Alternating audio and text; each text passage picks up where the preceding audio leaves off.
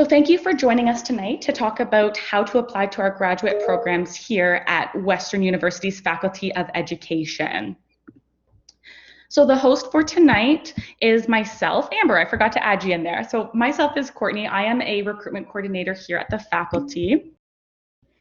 Okay, so it looks like this is my slide deck. I can't get the other one opened. Of course, I'm having technical issues. That's always the way. But I will send you the appropriate slide deck when I do send it out, which will show this year's. All of the information is still the same. I will just make out the point the differences. But myself, my name is Courtney. I am one of the hosts for this evening. Joining us as well that you'll see in the chat will be Amber. Now, I do recognize some names within our chat, so it is nice to see some of you here. But we will continue on with the presentation. So we first will go through an application walkthrough. So this is where, because I'm using last year's slides, you might see 2019. I did try to update them this morning so it would show for the 2021 cycle. But it's all still the same. So we'll go through an application walkthrough where I've actually taken a screenshot of the application process. We will go through some common FAQs that we receive and some tips and tricks. Now, I will be going through tips and tricks throughout the entire application, but we do have a section dedicated for a couple there. We will also discuss deadlines, and then we will have a question and answer period at the end where you can ask us any of the questions that you may have.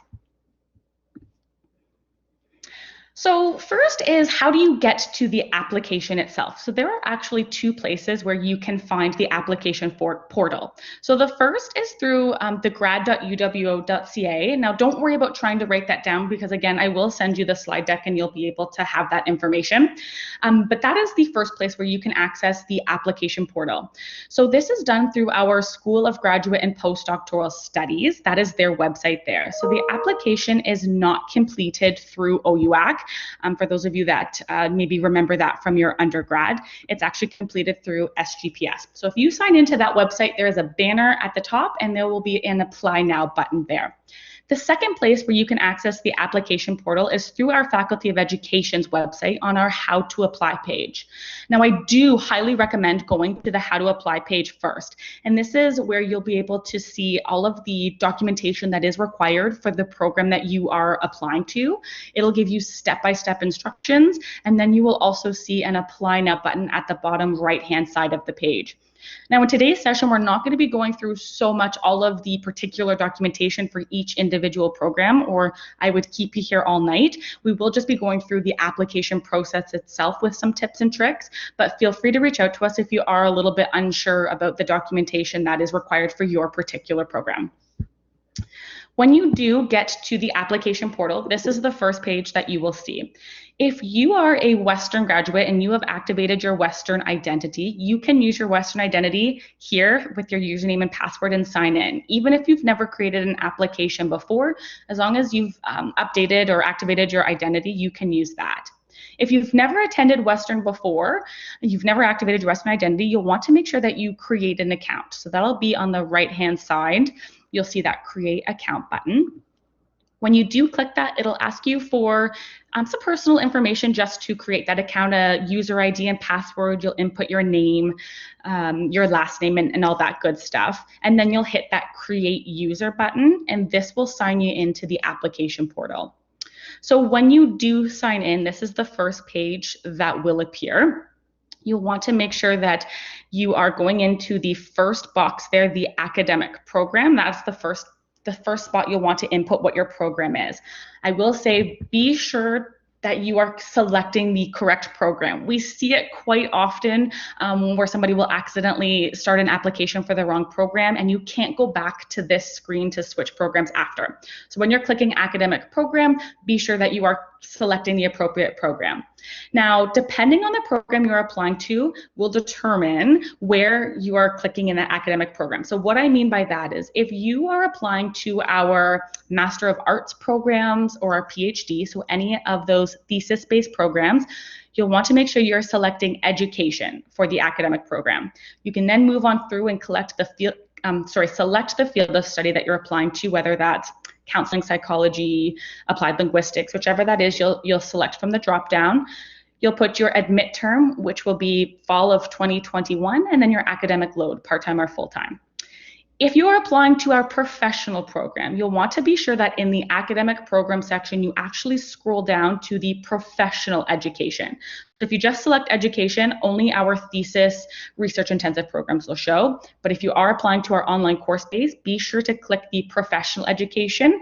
And then when you go over to the academic degrees, that's where you'll find our professional program. So our Doctor of Education or our Masters of Professional Education. So I have done a screenshot here of applying to the Master Professional Education in the educational leadership. So this is where, sorry, this is my slide from last year. You'll see the admit term 2020 fall. If you are applying right now, you will see 2021 fall for the academic admit term, and this will be a full-time load. So once you input your information, you want to select the yellow Create an Application button. You'll first be asked to input your personal information. So this is information, your first name, last name, your address, any kind of personal information that'll kind of help create that application for you. So just be sure to fill all of the required information in. There'll be little asterisks beside the information that you do need to fill in. What I will note is when you do sign in, if you look up at the top, it'll have your application number up at the top and your program and plan. So just make sure you're able to find, your programs up there, your application number if you ever need it. It's always at the top of the page there. So once you are done with your personal information, you can click through the next button and you can move on to the academic history. So this is where you'll want to input any courses that you've taken, any of your undergraduate courses. You can upload any diplomas, degrees, certificates, any academic history that you want us to know. Now, if you are applying to our master's programs, you are required to provide us with your undergraduate programs, your university programs. If you've taken any diplomas, certificates, you can absolutely put that in this section as well. You do not need to disclose that. You only need to disclose your undergraduate program for the master's. But if you do disclose anything within this section, just note that you will need to include a transcript for any of the programs that you do input here. So if you put in a certificate or diploma that you've taken in this section and you don't upload a transcript, your application will be considered incomplete. So just be mindful of that.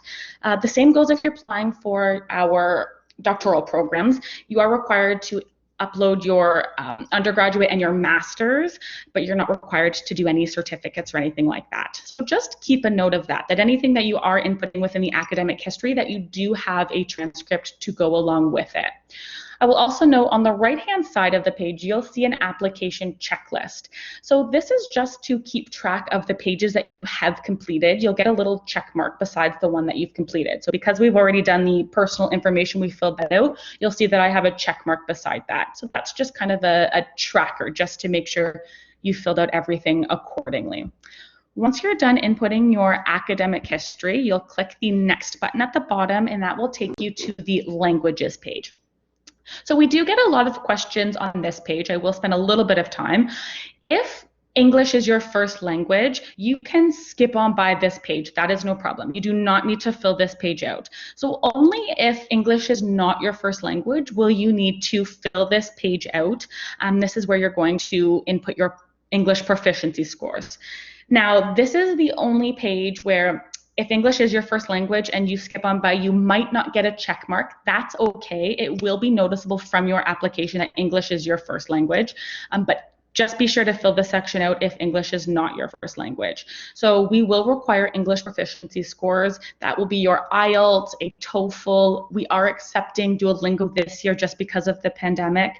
So if you do have any questions about what the score is and if you are required to submit a score, send us an email and we will give you more information about that.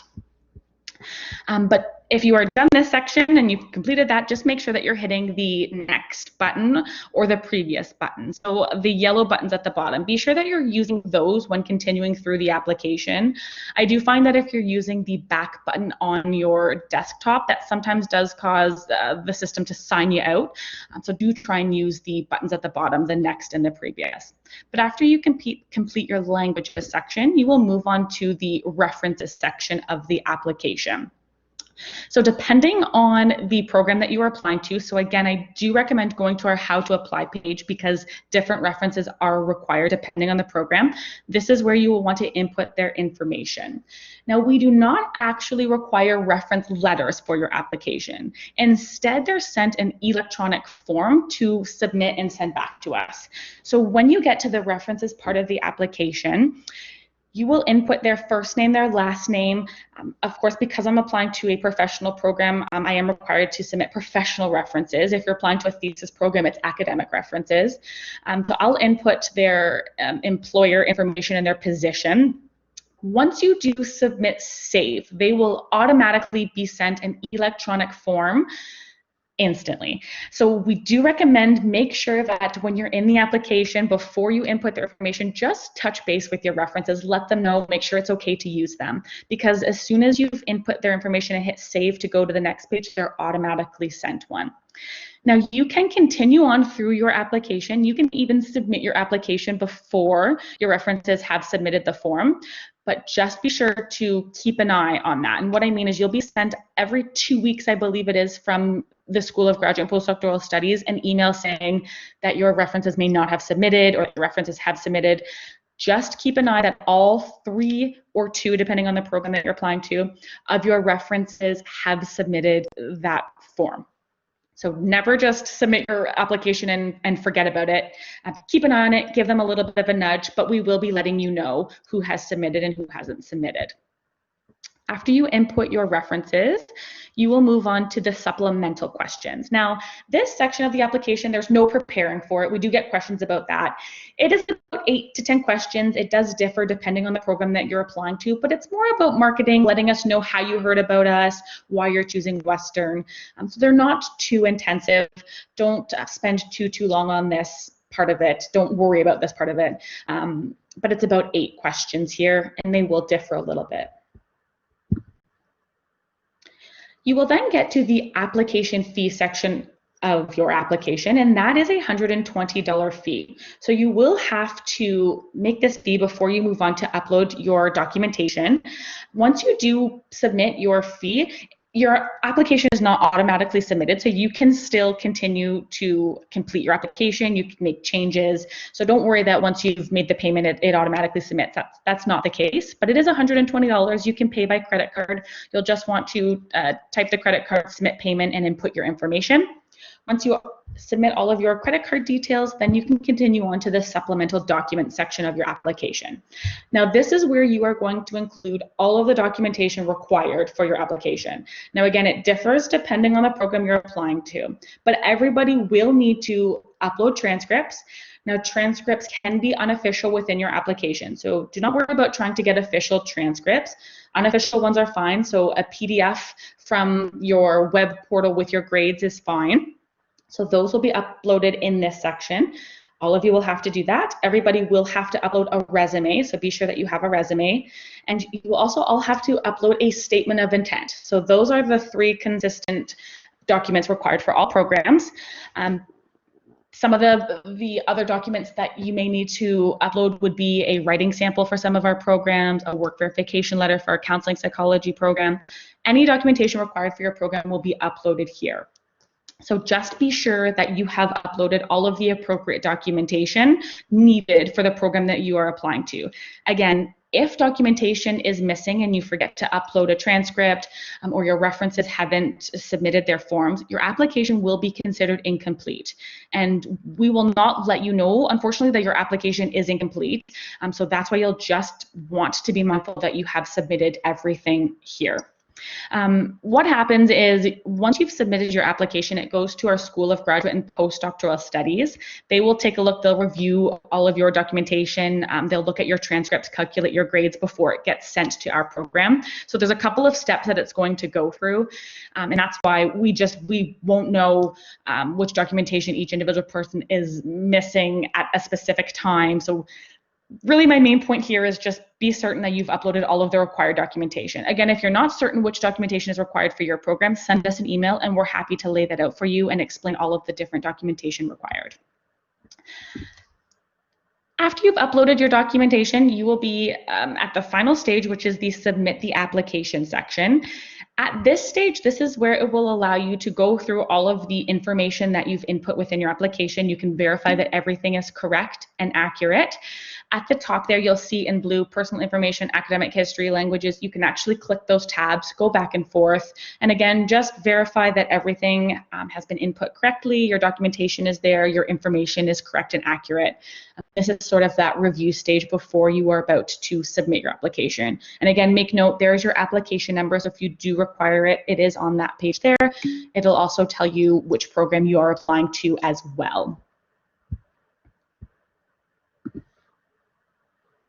Okay, and once you've submit your application, this is now what your homepage will look like. You will see at the bottom current applications. So you can see that there is an options to edit. So you do not have to submit your application all at once. You can actually start your application and you can exit and come back to it as many times as you need. Only once your application is fully submitted will you not be able to have that edit option there. So we do recommend take some time, get into the application system, take a look, see what it is that you need, make sure everything's uploaded. If you need to take a break for a couple days, a week, 2 weeks, that's no problem. Take that time. You can always come back and you can always edit it at that time. So we will get into some frequently asked questions. I might have touched upon them already, but I will just kind of reiterate them. They are questions that we do receive quite often. I will say if you do wish to apply to more than one program, that is absolutely possible. You can apply to as many programs as you'd like. You will need to create an application for each program, however, and you will need to pay an application fee for each. So if you're applying to 2 programs, you'll need to submit referees for both programs and you'll need to submit all documentation for both programs. But it is possible to apply to more than one. You would just see that you have 2 applications when you sign into the application portal. But we'll start with what happens if I forget my password or if you have any technical issues when trying to complete your application. So what we recommend doing is reaching out to our School of Graduate and Postdoctoral Studies directly, and that's at that gradapps@uwo.ca. Again, I will be sending out this slide deck for you, so you'll have that information. But if you are having any technical issues at all, they are the department that receives all documentation. They're also able to help with any technical issues. So be sure that you include your application number, which I had mentioned where you can find it throughout your application. Make sure you're including that in a brief summary of what your issue is, and they'll be able to take a look into that and send you a response there. If for whatever reason you want to switch your reference and you've submitted your application, you'll want to reach out to the School of Graduate and Postdoctoral Studies. They'll be able to, switch your reference, or let's say your reference didn't, for whatever reason, receive the reference letter. You can reach out to them if it's submitted. Again, you don't have to submit right away. So if you want to switch it out before you've submitted, you do have that opportunity to go in and change that information. But once it is submitted, this is the department you'll want to reach out to for all of the information about documentation. I did mention that our School of Graduate and Postdoctoral Studies receives the application first, and they will be doing a calculation of your transcripts. Once they do that calculation, you'll see that it says release to program, and that means that your application is now sent to our faculty, our graduate office for review and sent to the admissions committee. So there are a couple of steps that it is going to go through, but because SGPS is the governing body for all graduate programs here at Western, they will receive all documentation, and they're the ones you'll reach out to. Can my application be considered for more than one program? So I did just touch upon that briefly, that you can apply to more than one program, but one application will only be reviewed for the application you have applied to.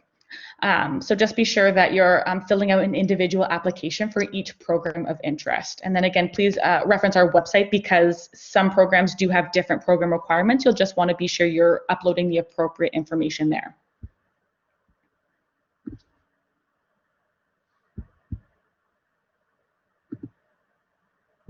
So what if I do not meet the admission requirements for the program? So typically, if you don't meet the admissions requirements that are listed on the program, you will not be considered for the program.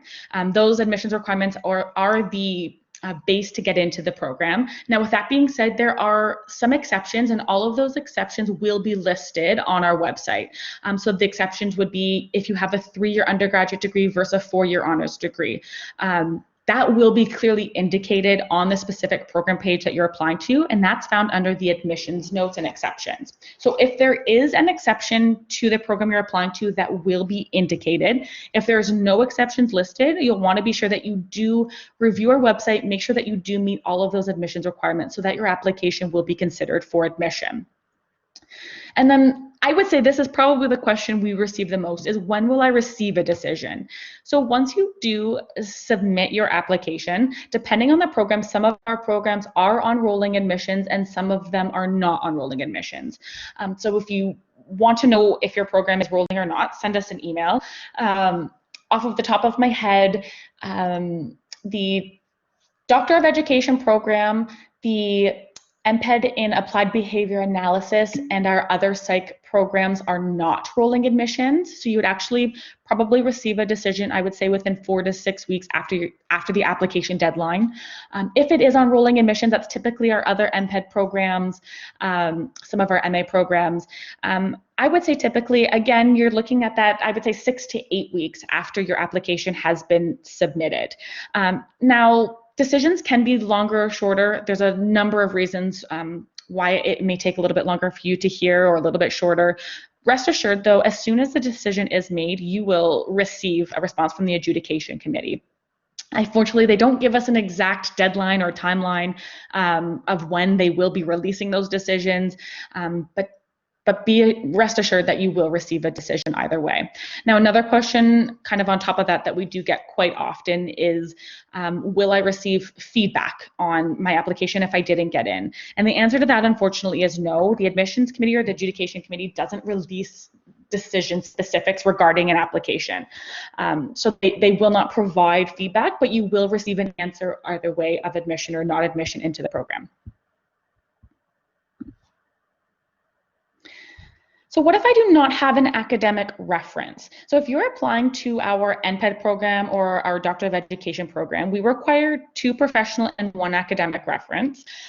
If you're not able to provide an academic referee, that is okay. We will still accept a 3rd professional reference. Typically for our thesis programs, our Master of Arts and our PhD programs, we're looking for 2 academic references. Again, if you don't have the 2, that's okay.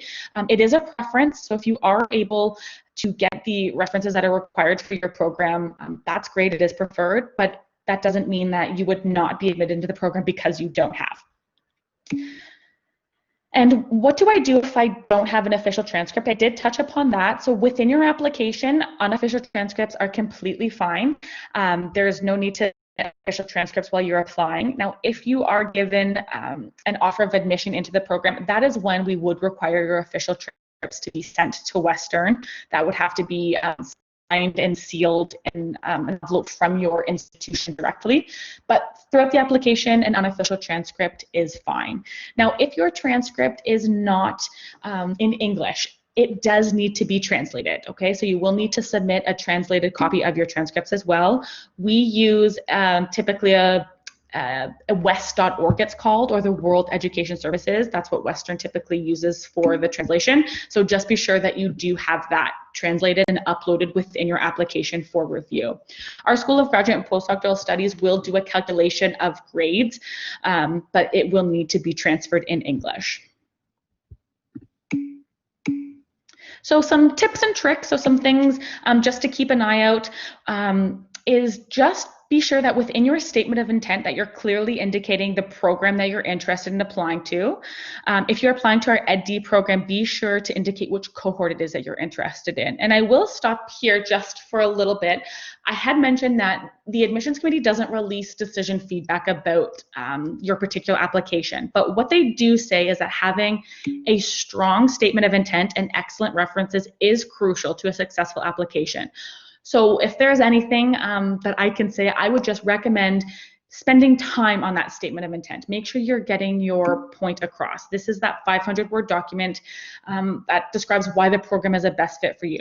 So I would say don't rush this part of the application. Make sure you're thoroughly, spending time and you're being clear and concise within that statement of intent. Again, also be sure that you're selecting the proper program. Make sure you're clearly selecting the professional education if it's the MPed or EdD that you're applying to, or you're selecting that education if it's the MA or PhD you're applying to. And that's in that first part of the application when you're deciding. Again, if you've accidentally selected the wrong program, we cannot switch programs. There's no way for us to do so. So you would have to start a new application. So just spend some time, make sure that you are applying to the proper program. I know that sounds silly, but I get it every year. Every year I get an email that says I accidentally applied to the wrong program. So I do just make sure to point that out. Just be careful. So be sure that on our application how to apply website that you are taking a look at the deadlines. When I do send you the slide deck, I will send you the updated deadline slide so that you have. One thing that I will note is deadlines are coming for some of our programs. If you are applying to the Doctor of Education program, this deadline has actually changed. It typically was in February in previous years. However, this year it is January 15th. So make note of that the deadline for that is January 15th. Some of our Master of Arts programs, so the School of Applied Child Psychology and Counseling Psychology, they too have a deadline of January 15th, which is coming. Our Doctor of Philosophy program, if you're applying to the School of Applied Child Psychology, that too is a January 15th deadline. Our TESOL program, which is the Master of Professional Education in TESOL, and our Master of Professional Education in the Applied Behavior Analysis program is a February 1st deadline. And our other MPed programs are June 30th. So again, I will send out the deadlines to you in the slide deck. And if you are a little bit unsure, just be sure to send us an email and we're happy to let you know when that deadline is. But that is it for the step-by-step walkthrough and some of the tips and tricks that I have for you this evening. I will open the floor up to any questions. I can see Amber's been answering a couple of them throughout the session. And I can see you raising your hand. Just be sure to type it in. There's no speaking capability for participants, so just type in your question in the chat feature and we will try and get to everybody's questions. For the MA, are all the supervisors from your website available? So if you are applying to our MA program or our PhD program, there are supervisors listed on the particular program page. We do recommend that within your application, you identify 2 or 3 of the faculty members that you wish to work with. So we do suggest reaching out to them and seeing if they would be able to, take you on. If you do not hear from them, that is okay. You do not need to have confirmation from a supervisor before submitting your application. We do like to see who it is that you feel you would fit with. So do be sure to reach out, but not to worry if you don't hear from them. On the other side of that, if a supervisor does agree to supervise you before you submit your application, that doesn't necessarily mean that you're automatically admitted into the program. You still do have to go through the application process and be qualified on the academic side of things. But yes, all of our supervisors are listed on the program page, and I do recommend reaching out to them if you do require a supervisor as part of your program. So yes, if applicants fail to get feedback from a supervisor, is it still possible for us to get admission? Yes, so if they haven't agreed to work with you beforehand, that doesn't mean that you will not be admitted. You can still apply to the program, and should you be admitted, supervisors will then be able to choose you as one of their candidates. Annabelle, is it possible to discuss the requirements with someone? If you're wanting to know requirements of the particular program that you're interested in, feel free to email us at the EdRecruit email address there. Both Amber and myself do have access to the EdRecruit email address, so you may have seen us before, or you might get a response from us there. But any particular questions about your particular application or requirements, send us an email and we're happy to provide you with that information. For the statement of intent, is there a particular template we should use? So the statement of intent, there is no particular template. It does need to be 500 words. So be sure that you are keeping it around 500 words, but it doesn't have to be written in letter format or anything like that. It is your own personal document, how you wish to do so, explaining, why the program is the best fit for you, what you hope to accomplish academically or professionally, what you have accomplished academically or professionally. Do spend time on it. This is really where the admissions committee gets to know you, and this gives your application a voice. So really the main requirement on that is just be sure to keep it at that 500 word mark. If you're a little bit over, that's okay. And when I say a little bit over, I mean 505 words. but I've said that before, and people have said, I submitted a 700 word, statement of intent. That's too much over. So when I say that 501, 502 words, that's fine. So Holly, about advanced standing. On the website, it says to submit this written request at the time of application. Do we submit it on the application portal? What needs to be written in the supplemental letter? So for advanced standing, now depending on the program that you're applying to, we don't typically, allow for advanced standing. So if you're applying to our ABA program, we don't allow for advanced standing, and that's because it is certified with the BCBA. But if you do feel for your program that you've taken courses and you should be given advanced standing or transfer credits, in your application, you can upload a document within the supplemental document section asking for advanced standing on the particular subjects that you feel are, transferable. The admissions committee would need to review the course that you've taken in more detail to determine whether it would qualify for advanced standing. And then should you be offered admission and should there be transfer credits available to you, they would let you know at the time of your application. But if you are wanting to request advanced standing, I would just recommend uploading a document within the supplemental document section of your application. So what are some examples of work-related experience for counseling psychology? So the work verification letter, that is the only program where you actually do need to upload a work verification letter. So this is because part of the requirements of counseling psych is to have at least 1 year of work in the helping profession. We do have a pretty big blurb on our website about what constitutes the helping profession. I can send you that blurb.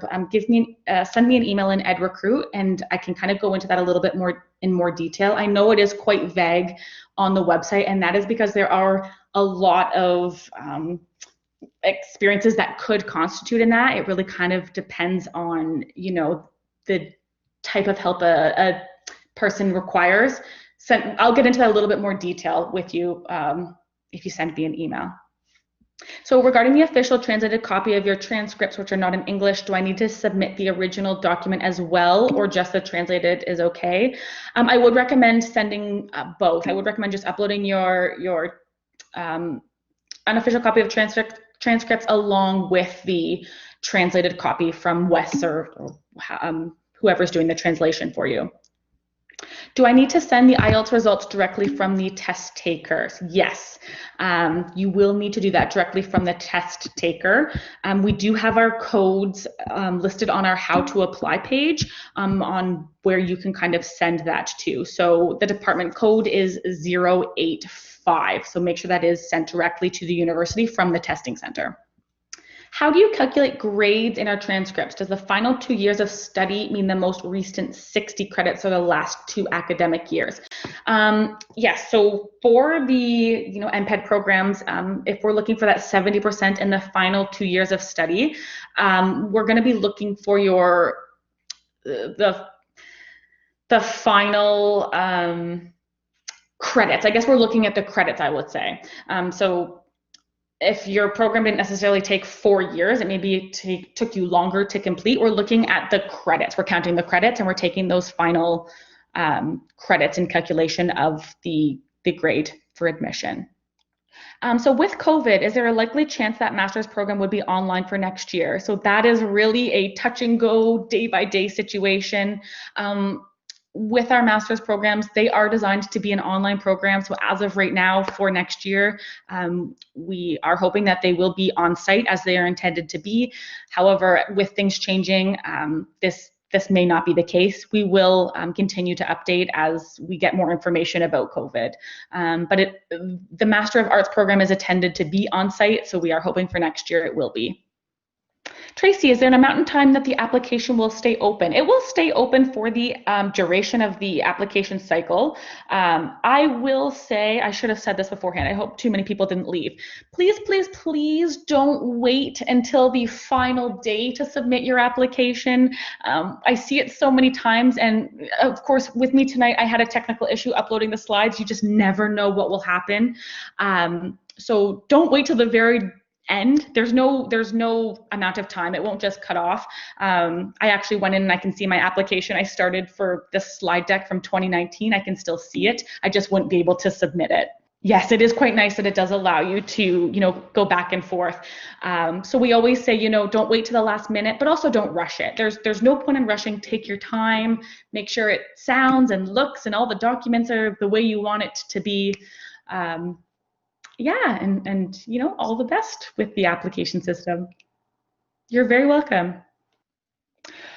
Erin, that is a great question, and we don't have the answer to that. And you know what? The reason why is because applicant pools do change year over year. So some years, some programs are more competitive than others, and then that changes another year. Because those applicant pools do change year over year, we don't really have an acceptance rate or a percentage rate. It really does depend on the program that you are applying to. Of course, we do have some that are more competitive than others. I would say our counseling psychology is probably the most competitive program that we do have because of how limited number of seats that we have. But yeah, it really just depends on the program you're applying to. If we are not Western students, is there a profile to create to apply? So that would be at the beginning. When you do get into the application portal, there is the not a user or create a profile button that you'll want to be sure to click. So when I send you the slide deck, you'll see it in that first slide of the application process. It'll ask you to input your first name, your last name, your user ID. So you will want to create that profile to apply. You are very welcome. I hope this was a little bit helpful. I hope this kind of helped to ease some of the anxiety. I know, this is a big decision, a big step, and it is kind of nice to see what the application system looks like before you dive in. So hopefully that did help some of you, and I'm happy that we were able to answer some of your questions.